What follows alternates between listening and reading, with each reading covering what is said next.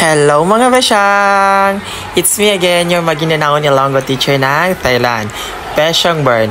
Dapat teacher noon, Tesaban teacher ngayon. So for today's video, yes, magpe-field trip ang mga Junakis ko. Lahat po ng grade 3. So bago kami aalis, nag-pray muna sila. So kahit hindi ko religion o hindi ako taga-sunod ng Buddhism, I need to respect their religion since I am staying here in their country. So, respeto lang. So ayan, paalis na po. Ito yung mga babies ko, mga MEP3 babies ko.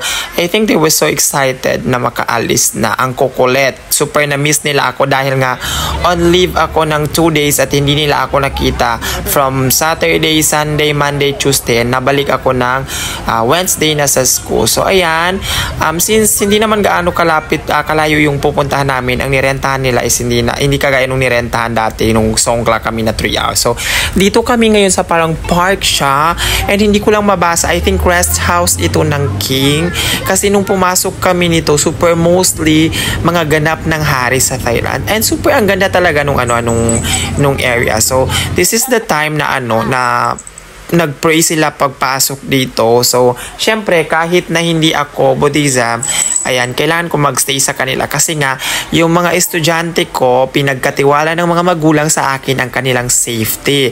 And sinasabi ko talaga sa inyo na kung gusto nyong magtagal sa school ninyo, mahalin nyo yung mga estudyante ninyo ng higit pa sa mga, or kung hindi man higit, at least ng parang kay kapatid ninyo. Wag naman yung higit siguro kasi hindi mahigitan yung mga kapatid natin. Pero as much as possible, ituring nyo silang parang totoong kapatid or totoong anak. Kasi pag mahal nyo yung mga estudyante nyo, kahit anong mangyari, isi-save at isi-save kayo ng mga parents nila. Dahil kung gusto nyong mag-extend sa school ng stay ninyo, ang tatanungin mga bata, kamusta ang ugali ni teacher or attitude, kamusta ang performance ni teacher, yan. So kung okay lahat, positive lahat ng mga feedback galing sa bata, gawa nga nung parents nila ang nagpo-provide ng lahat ng gagamitin mo sa pagtuturo. So kailangan mo rin silang ingatan. Ewan ko nga ito sa mga anak ko na pinapagalitan ko nga always, minsan sinisigawan ko pa or minsan nagagalit talaga ako ng bongga-bongga, pero super mahal na mahal pa rin ako ng mga chikiting na ito. Ayan. So after nung tour nila doon sa mga different rooms, pinapanood sila ng movie.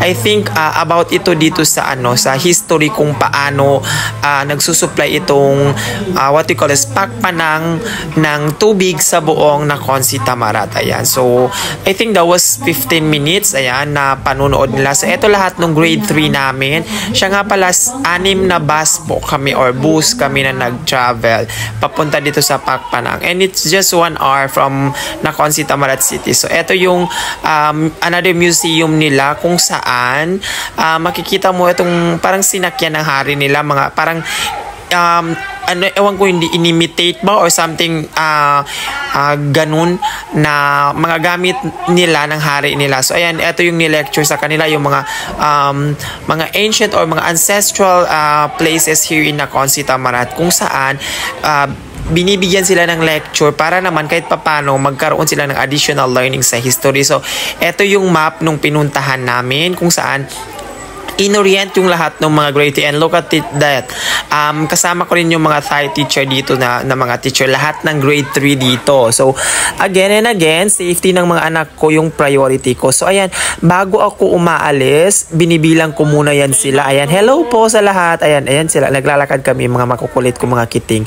So bago kami umaalis, binibilang ko talaga yan sila sa bus kung same ba po ang numbers pag alis namin sa school, and then same din pag aalis kami ng bus. Like since sa lahat, every time lilipat kami ng station. So, ito yung time na hindi ko masyadong feel dahil super ang init talaga ng weather dito sa Thailand. Like, oh my God! Hindi ko alam kung nasa harap ba ako ng lutuan namin yung kahoy. Ayan, so ito yung time na pinapunta sila sa mulberries para sila mismo yung maka-witness and mag-harvest and syempre para makakain na rin and maka-take out ng kanilang dadalhin. So, before pala kami nag-mulberries, ayan, pinadaan muna sila dito sa goat farm kung saan they need to feed the goat, ayan, and then pinaano sila doon about sa mga milk. So, ayan po yung mulberries na nakuha ng mga kiting ko. Hello, Yaymay. Hello, Tun.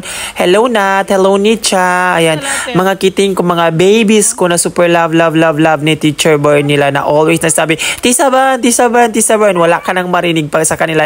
Tisa Bern. So, pag isa lumapit sa iyo, lahat yun sila lalapit lahat. So, pag isa nilambing mo, kailangan lambingin mo lahat. Ganon. So, walang lamang, walang priority. Dapat pantay-pantayan sila dahil alam nyo ba kung love nyo yung mga Thai student, as in mas mamahalin kayo nila, super aalagaan kayo nila.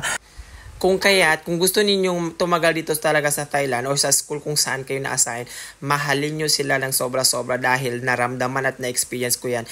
Lalo na nung Christmas, super ang dami ko, di bang mga gift na natanggap coming from parents kasi yung mga bata talaga ang makakapag-testify niyan kung ano yung ugali ninyo din. Ibabalik yan ng mga Thai people ng times 3 yung kabaitan na ibinibigay mo sa kanila. Kaya, again and again, kung meron kayong mga gusto, please like, comment, share naman ang mga video ko para mas ma-inspire naman tayo na gumawa ng maraming video. And huwag kalimutang i-follow po ako. Ayan, maraming salamat mga besyang ko. See you again on my next video. Bye-bye!